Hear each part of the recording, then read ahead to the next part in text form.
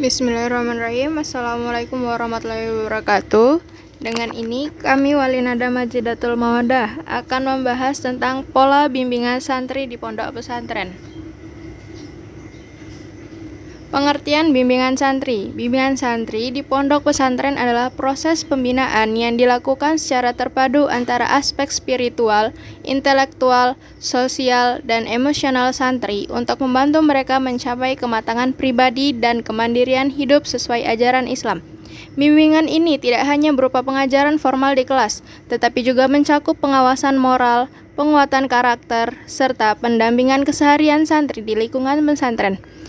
Kemudian dalam konteks pendidikan Islam, bimbingan santri memiliki akar kuat pada konsep tarbiyah, pendidikan menyeluruh, dan tazkiyatun nafas adalah penyucian jiwa. Kiai dan ustadz berperan sebagai pembimbing rohani, murabi yang tidak hanya mentransfer ilmu, tetapi juga menanamkan nilai adab dan etika hidup Islami. Tujuan dan fungsi bimbingan santri yakni tujuan umum, membentuk santri yang berakhlakul karimah, mandiri, dan bertanggung jawab. Kedua, menumbuhkan kemampuan berpikir kritis dan beramal soleh. Yang ketiga, mengembangkan potensi diri santri agar mampu berperan dalam masyarakat. Kemudian, tujuan khusus yakni membantu santri mengenal diri, bakat, dan minatnya, mengarahkan santri untuk memecahkan masalah pribadi dan sosial dengan cara Islami, membina disiplin ibadah, etika pergaulan, dan kecerdasan spiritual. Kemudian, membekali santri dengan keterampilan hidup, life skill, dan kemampuan adaptif terhadap zaman. Fungsi bimbingan santri yakni fungsi pemahaman, membantu santri memahami potensi dan tanggung jawabnya. Kemudian, fungsi preventif, mencegah santri dari perilaku menyimpang, malas, atau konflik sosial. Kemudian, fungsi pengembangan, mengembangkan kepribadian, keterampilan, dan keilmuan santri. Yang terakhir, fungsi kuratif, menangani masalah emosional atau sosial yang muncul di lingkungan pesantren. 3. Ruang lingkup dan program bimbingan santri. Bimbingan di pondok pesantren bersifat komprehensif karena meliputi seluruh aspek kehidupan santri, spiritual, akademik, sosial, dan pribadi. Bimbingan di pondok pesantren bersifat komprehensif, yakni bimbingan keagamaan, yang pertama adalah pembinaan akidah, ibadah, akhlak, dan hafalan Al-Quran.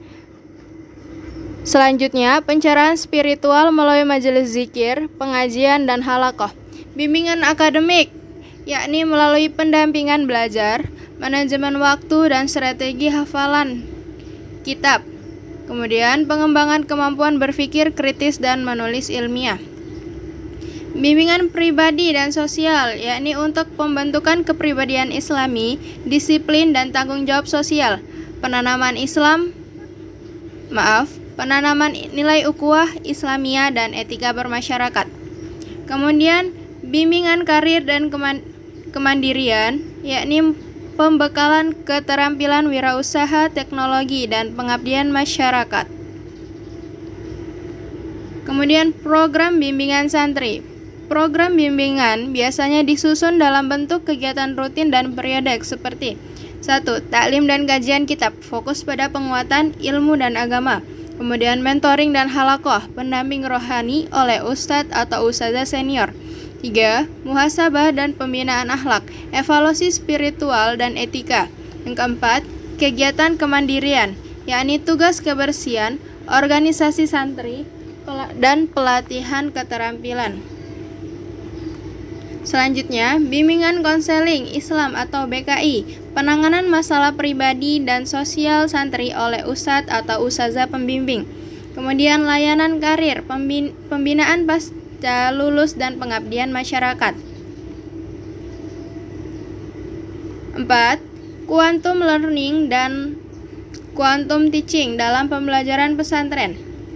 Quantum learning atau quantum teaching merupakan pendekatan pembelajaran yang menekankan pada suasana belajar yang aktif, menyenangkan, dan bermakna, atau learning is fun. Prinsip dasarnya, bawalah dunia mereka ke dunia kita dan antarkan dunia kita ke dunia mereka. Dalam konteks pesantren, kedua pendekatan ini diadaptasi tanpa meninggalkan nilai-nilai tradisional Islam. Kemudian B. Prinsip utama quantum learning. Segalanya berbicara, lingkungan pesantren harus mendukung semangat belajar, kebersihan, tata ruang, poster motivasi, dan kaligrafi.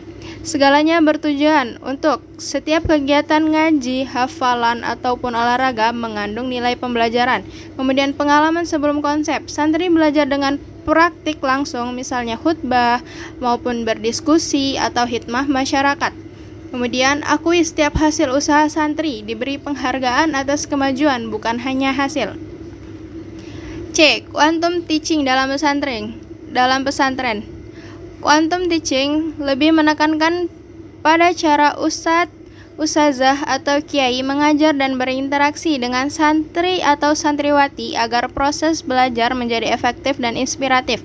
Penerapan antara lain yakni menggunakan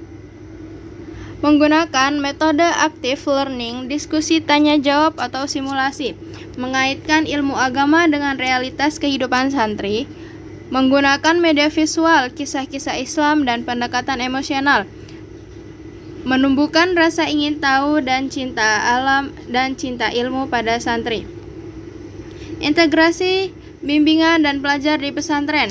Bimbingan santri, pembelajaran bukan dua hal terpisah, melainkan terintegrasi dalam seluruh aktivitas pondok. Ustadz bukan hanya pengajar atau mu'alim, tetapi juga Ustadz atau ustazah bukan hanya pengajar atau mu'alim atau mu'alimah, tetapi juga menjadi pembimbing, murabi atau murabiah, penasehat, mursyid atau mursyidah, dan teladan, uswatul hasanah.